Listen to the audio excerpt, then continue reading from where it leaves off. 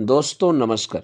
मैं नाथ सोनांचली कथा कहानी और उपन्यास के इस अंक के साथ पुनः हाजिर हूँ। दोस्तों इस समय हम लोग सुन रहे हैं प्रेमचंद की लिखी हुई कुछ श्रेष्ठ कहानियों का वाचन। इस क्रम में आज लीजिए सुनिए प्रेमचंद की लिखी हुई एक बहुत प्रसिद्ध कहानी गुल्ली डंडा का वाचन मेरे अर्थात नाथ सोनांचली के स्वर में। हमारे अंग्रेजी दोस्त माने या न माने, मैं तो यही कहूँगा कि गुल्ली डंडा सब खेलों का राजा है। अब भी कभी लड़कों को गुल्ली डंडा खेलते देखता हूँ तो जी लोट पोट हो जाता है कि इनके साथ जाकर खेलने लगूं। न लान की जरूरत, न कोर्ट की, न नेट की, न थापी की। मजे से किसी पेड़ से एक टहनी काट ली, गुल्ली बना ली और दो आदमी भी आ जाए तो खेल शुरू हो गया। विलायती खेलों में सबसे बड़ा ऐब यह है कि उसके सामान महंगे होते हैं। जब तक कम से कम 1 सैकड़ा न खर्च कीजिए खिलाड़ियों में शुमार ही नहीं हो पाता। यहाँ गुल्ली डंडा है कि बिना हर्रे फिटकरी के चोखा रंग देता है, पर हम अंग्रेजी चीज़ों के पीछे ऐसे दीवाने हो रहे हैं कि अपनी सभी चीज़ों से अरुचि हो गई।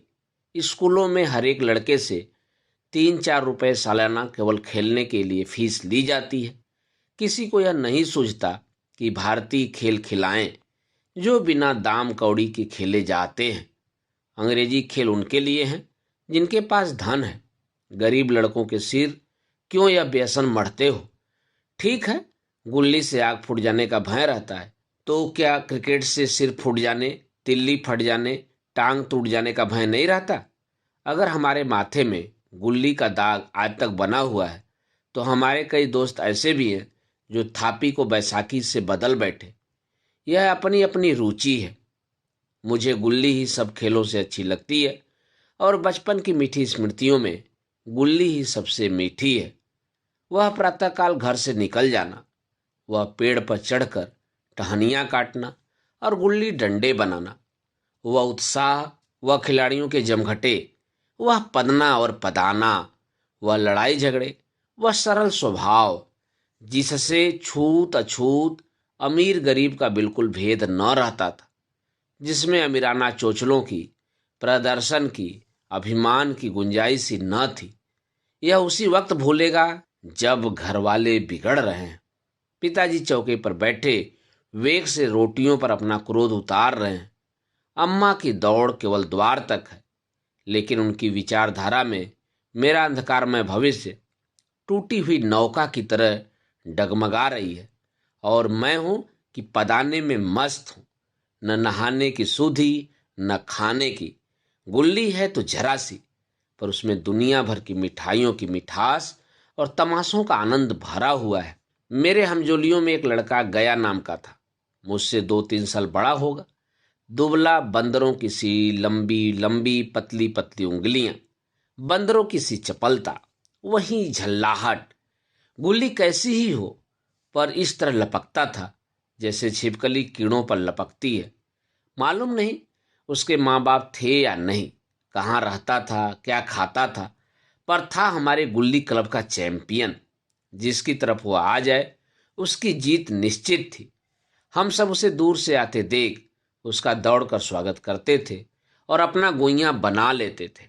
दोस्तों कुछ लोग यह खेल खेले होंगे तो वो जानते होंगे, गुइयां का मतलब होता है साथी और पदाना का मतलब हराना होता है। तो जो लोग खेल खेले होंगे इसका मतलब अच्छी तरह समझ रहे होंगे। आते हैं पुनः वाचन पर। एक दिन मैं और गया दो ही खेल खेल रहे थे। वह पदा रहा था, मैं पद रहा था। मगर कुछ विचित्र बात है कि पदाने में हम दिन भर मस्त रह सकते हैं, पदना 1 मिनट का भी अखरता है।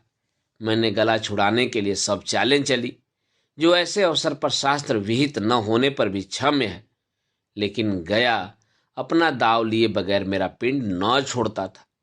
मैं घर की ओर भागा। अनुनय विनय का कोई असर न हुआ था। गया ने मुझे दौड़कर पकड़ लिया और डंडा तान कर बोला, मेरा दांव दे कर जाओ। पदाया तो बड़े बहादुर बन के, पदने के बेर क्यों भाग जाते हो? तुम दिन भर पदाओ तो मैं दिन भर पदता रहूं? हाँ, तुम्हें दिन भर पदना पड़ेगा। न खाने जाऊं न पीने जाऊं? हाँ, मेरा दाव दिए बिना कहीं नहीं जा सकते। मैं तुम्हारा गुलाम हूं? हाँ, मेरे गुलाम हो। मैं घर जाता हूं। देखो मेरा क्या कर लेते हो। घर कैसे जाओगे, कोई दिल लगी है? दाव दिया है, दाव लेंगे। अच्छा, कल मैंने अमरूद खिलाया था, वह लौटा दो। वह तो पेट में चला गया, निकालो पेट से। तुमने क्यों खाया मेरा अमरूद? अमरूद तुमने दिया तब मैंने खाया, मैं तुमसे मांगने न गया था। जब तक मेरा अमरूद न दोगे मैं दाव न दूंगा। मैं समझता था न्याय मेरी ओर है। आखिर मैंने किसी स्वार्थ से ही उसे अमरूद खिलाया होगा। कौन निस्वार्थ किसी के साथ सलूक करता है? भिक्षा तक तो स्वार्थ के लिए देते हैं। जब गया ने अमरूद खाया तो फिर उसे मुझसे दाव लेने का क्या अधिकार है? रिश्वत देकर तो लोग खून पचा जाते हैं, यह मेरा अमरूद यूं ही हजम कर जाएगा? अमरूद पैसे के 5 वाले थे, जो गया के बाप को भी नसीब न होंगे। यह सरासर अन्याय था। गया ने मुझे अपनी ओर खींचते हुए कहा, मेरा दाव देकर जाओ, अमरूद समरूद में नहीं जानता। मुझे न्याय का बल था, वह अन्याय पर डटा हुआ था। मैं हाथ छुड़ाकर भागना चाहता था, वह मुझे जाने न देता। मैंने उसे गाली दी, उसने उससे कड़ी गाली दी, और गाली ही नहीं एक चाटा जमा दिया। मैंने उसे दांत काट लिया, उसने मेरी पीठ पर डंडा जमा दिया। मैं रोने लगा। मेरे इस अस्त्र का मुकाबला वह न कर सका। मैंने तुरंत आंसू पोंछ डाले, डंडे की चोट भूल गया और हंसता हुआ घर जा पहुंचा। मैं थानेदार का लड़का एक नीच जात के लौंडे के हाथों पिट गया। यह मुझे उस समय भी अपमानजनक मालूम हुआ, लेकिन घर में किसी से शिकायत न की। उन्हीं दिनों पिताजी का वहां से तबादला हो गया।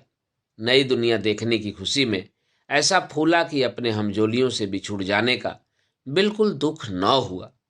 पिताजी दुखी थे, वह बड़ी आमदनी की जगह थी।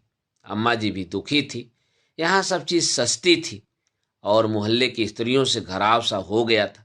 लेकिन मैं सारे खुशी के फूला न समाता था। लड़कों में जीट उड़ा रहा था। वहां ऐसे घर थोड़े ही होते हैं। ऐसे ऐसे ऊंचे घर हैं कि आसमान से बातें करते हैं। वहां के अंग्रेजी स्कूल में कोई मास्टर लड़कों को पीटे तो उसे जेहल हो जाए। मेरे मित्रों की फैली हुई आंखें और चकित मुद्रा बतला रही थी कि मुझसे उनकी निगाह में कितनी स्पर्धा हो रही थी।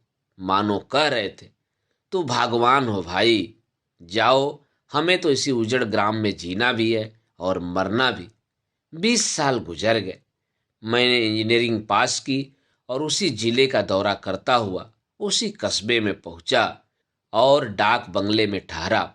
उस स्थान को देखते ही इतनी मधुर बाल स्मृतियां हृदय में जाग उठी कि मैंने छड़ी उठाई और कस्बे की सैर करने निकला। आंखें किसी प्यासे पथिक की भांति बचपन के उन क्रीड़ा स्थलों को देखने के लिए व्याकुल हो रही थी। पर उस परिचित नाम के सिवा वहां और कुछ परिचित न था। जहां खंडहर था वहां पक्के मकान खड़े थे। जहां बरगद का पुराना पेड़ था वहां अब एक सुंदर बगीचा था। स्थान की काया पलट हो गई थी। अगर उसके नाम और स्थिति का ज्ञान न होता तो मैं उसे पहचान भी न सकता। बचपन की संचित और अमर स्मृतियां बाहें खोले अपने उन पुराने मित्रों से गले मिलने को अधीर हो रही थी। मगर वह दुनिया बदल गई थी। ऐसा जी होता था कि उस धरती से लिपट कर रोऊं और कहूं, तो मुझे भूल गई? मैं तो अब भी तुम्हारा वही रूप देखना चाहता हूं। सहसा एक खुली जगह में मैंने 2-3 लड़कों को गुल्ली डंडा खेलते देखा। एक क्षण के लिए मैं अपने को बिल्कुल भूल गया कि मैं एक ऊंचा अफसर हूं। साहबी ठाट में, रौब और अधिकार के आवरण में जाकर एक लड़के से पूछा, क्यों बेटे, यहाँ कोई गया नाम का आदमी रहता है? एक लड़के ने गुल्ली डंडा समेटकर सहमे हुए स्वर में कहा, कौन गया? गया चमार? मैंने यूं ही कहा, हाँ हाँ हाँ वही। गया नाम का कोई आदमी है तो शायद वही हो। हाँ है तो जरा उसे बुला सकते हो? लड़का दौड़ता हुआ गया और एक क्षण में एक 5 हाथ के काले देव को साथ लिए आता दिखाई दिया। मैं दूर से ही पहचान गया। उसकी ओर लपकना चाहता था कि उसके गले लिपट जाऊं, पर कुछ सोचकर रह गया। बोला, कहो गया, मुझे पहचानते हो? गया ने झुककर सलाम किया। हाँ मालिक, भला पहचानूंगा क्यों नहीं। आप मजे में हो? बहुत मजे में। तुम अपनी कहो। डिप्टी साहब का साइस हूं। मतई, मोहन, दुर्गा सब कहाँ हैं, कुछ खबर है? मतई तो मर गया। दुर्गा और मोहन दोनों डाकिया हो गए हैं और आप? मैं तो जिले का इंजीनियर हूँ। सरकार तो पहले ही बड़े जहीन थे। अब कभी गुल्ली डंडा खेलते हो? गया ने मेरी ओर प्रश्न भरी आंखों से देखा। अब गुल्ली डंडा क्या खेलूंगा सरकार, अब तो धंधे से छुट्टी नहीं मिलती। आओ आज हम तुम खेलें, तुम पदाना हम पदेंगे। तुम्हारा एक दाव हमारे ऊपर है, वह आज ले लो। गया बड़ी मुश्किल से राजी हुआ। वह 18 टके का मजदूर, मैं एक बड़ा अफसर, हमारा और उसका क्या जोड़। बेचारा झेप रहा था, लेकिन मुझे भी कुछ कम झेप न थी। इसलिए नहीं कि मैं गया के साथ खेलने जा रहा था, बल्कि इसलिए कि लोग इस खेल को अजूबा समझकर इसका तमाशा बना लेंगे और अच्छी खासी भीड़ लग जाएगी। उस भीड़ में वह आनंद कहाँ रहेगा। पर खेले बगैर तो रहा नहीं जाता। आखिर निश्चय हुआ कि दोनों जने बस्ती से बहुत दूर खेलेंगे और बचपन की उस मिठाई को खूब रस ले लेकर खाएंगे। मैं गया को लेकर डांग बंगले पर आया और मोटर में बैठकर दोनों मैदान की ओर चले। साथ में एक कुल्हाड़ी ले ली। मैं गंभीर भाव धारण किए हुए था, लेकिन गया इसे अभी तक मजाक ही समझ रहा था। फिर भी उसके मुख पर उत्सुकता या आनंद का कोई चिन्ह न था। शायद वह हम दोनों में जो अंतर हो गया था, यही सोचने में मगन था। मैंने पूछा, तुम्हें कभी हमारी याद आती थी गया? सच कहना। गया झेंपता हुआ बोला, मैं आपको याद करता हुजूर, किस लायक हूं। भाग में आपके साथ कुछ दिन खेलना बदा था, नहीं मेरी क्या गिनती। मैंने कुछ उदास होकर कहा, लेकिन मुझे तो बराबर तुम्हारी याद आती थी। तुम्हारा वह डंडा जो तुमने तान कर जमाया था, याद है ना? गया ने पछताते हुए कहा, वह लड़कपन था सरकार, उसकी याद न दिलाओ। वाह, वह मेरे बाल जीवन की सबसे रसीली याद है। तुम्हारे उस डंडे में जो रस था, वह तो अब न आदर सम्मान में पाता हूं न धन में। इतनी देर में हम बस्ती से कोई 3 मील निकल आए। चारों तरफ सन्नाटा है। पश्चिम ओर कोसों तक भीमताल फैला हुआ है, जहां आकर हम किसी समय कमल पुष्प तोड़ ले जाते थे और उसके झुमक बनाकर कानों में डाल लेते थे। जेठ की संध्या केसर में डूबी चली आ रही है। मैं लपक कर एक पेड़ पर चढ़ गया और एक टहनी काट लाया। चटपट गुल्ली डंडा बन गया। खेल शुरू हो गया। मैंने गुच्ची में गुल्ली रखकर उछाली। गुल्ली गया के सामने से निकल गई। उसने हाथ लपकाया जैसे मछली पकड़ रहा हो। गुल्ली उसके पीछे जाकर गिरी। यह वही गया है जिसके हाथों में गुल्ली जैसे आप ही आकर बैठ जाती थी। वह दाहिने बाएं कहीं हो, गुल्ली उसकी हथेली में ही पहुंचती थी, जैसे गुल्लियों पर वशीकरण डाल देता हो। नई गुल्ली, पुरानी गुल्ली, छोटी गुल्ली, बड़ी गुल्ली, नोकदार गुल्ली, सपाट गुल्ली, सभी उससे मिल जाती थी, जैसे उसके हाथों में कोई चुंबक हो, गुल्लियों को खींच लेता हो। लेकिन आज गुल्ली को उससे वह प्रेम नहीं रहा। फिर तो मैंने पदाना शुरू किया। मैं तरह तरह की धांधलियां कर रहा था। अभ्यास की कसर बेईमानी से पूरी कर रहा था। हूच जाने पर भी डंडा खेले जाता था। हालांकि शास्त्र के अनुसार गया की बारी आनी चाहिए थी। गुल्ली पर ओछी चोट पड़ती और वह जरा दूर पर गिर पड़ती तो मैं झपट कर उसे खुद उठा लेता और दोबारा टाड़ लगाता। गया यह सारी बेकायदियां देख रहा था, पर कुछ न बोलता था, जैसे उसे वह सब कायदे कानून भूल गए। उसका निशाना कितना अचूक था। गुल्ली उसके हाथ से निकलकर टन से डंडे से आकर लगती थी। उसके हाथ से छुटकर उसका काम था डंडे से टकरा जाना। लेकिन आज वह गुल्ली डंडे में लगती ही नहीं। कभी दाहिने जाती है, कभी बाएं, कभी आगे, कभी पीछे। आधे घंटे पधाने के बाद एक गुल्ली डंडे में आ लगी। मैंने धांधली की। गुल्ली डंडे में नहीं लगी। बिल्कुल पास से गई, लेकिन लगी नहीं। गया ने किसी प्रकार का असंतोष प्रकट नहीं किया। न लगी होगी। डंडे में लगती तो क्या मैं बेईमानी करता? नहीं भैया, तुम भला बेईमानी करोगे? बचपन में मजाल था कि मैं ऐसा घपला करके जिंदा बचता, यहीं गया गर्दन पर चढ़ बैठता। लेकिन आज मैं उसे कितनी आसानी से धोखा दिए चला जाता था। गधा है, सारी बातें भूल गया। सहसा गुल्ली फिर से डंडे से लगी और इतनी जोर से लगी जैसे बंदूक छूटी हो। इस प्रमाण के सामने अब किसी तरह की धांधली करने का साहस मुझे इस वक्त भी न हो सका। लेकिन क्यों न एक बार सबको झूठ बताने की चेष्टा करूं। मेरा हरज ही क्या है? मान गया तो वाह वाह, नहीं 2-4 हाथ पदना ही पड़ेगा। अंधेरे का बहाना करके जल्दी से छुड़ा लूंगा, फिर कौन दाव देने आता है। गया ने विजय के उल्लास में कहा, लग गई लग गई। टन से बोली। मैंने अनजान बनने की चेष्टा करके कहा, तुमने लगते देखा? मैंने तो नहीं देखा। टन से बोली है सरकार, और जो किसी ईंट से टकरा गई हो तो? मेरे मुख से यह वाक्य उस समय कैसे निकला, इसका मुझे खुद आश्चर्य है। इस सत्य को झुठलाना वैसा ही था जैसे दिन को रात बनाना। हम दोनों ने गुल्ली को डंडे में जोर से लगते देखा था, लेकिन गया ने मेरा कथन स्वीकार कर लिया। हाँ, किसी ईंट में ही लगी होगी, डंडे में लगती तो इतनी आवाज न आती। मैंने फिर पदाना शुरू कर दिया, लेकिन इतनी प्रत्यक्ष धांधली कर लेने के बाद गया की सरलता पर मुझे दया आने लगी। इसीलिए जब तीसरी बार गुल्ली डंडे में लगी तो मैंने बड़ी उदारता से दाव देना तय कर लिया। गया ने कहा, अब तो अंधेरा हो गया है भैया, कल पर रखो। मैंने सोचा कल बहुत सा समय होगा, यह न जाने कितनी देर पदाए, इसीलिए इसी वक्त मामला साफ कर लेना अच्छा होगा। नहीं नहीं, अभी बहुत उजाला है, तुम अपना दाव ले लो, गुल्ली सूझेगी नहीं, कुछ परवाह नहीं। गया ने पधाना शुरू किया, पर उसे अब बिल्कुल अभ्यास न था। उसने 2 बार टांड लगाने का इरादा किया, पर दोनों ही बार हुच गए। 1 मिनट से कम में वह दाव खो बैठा।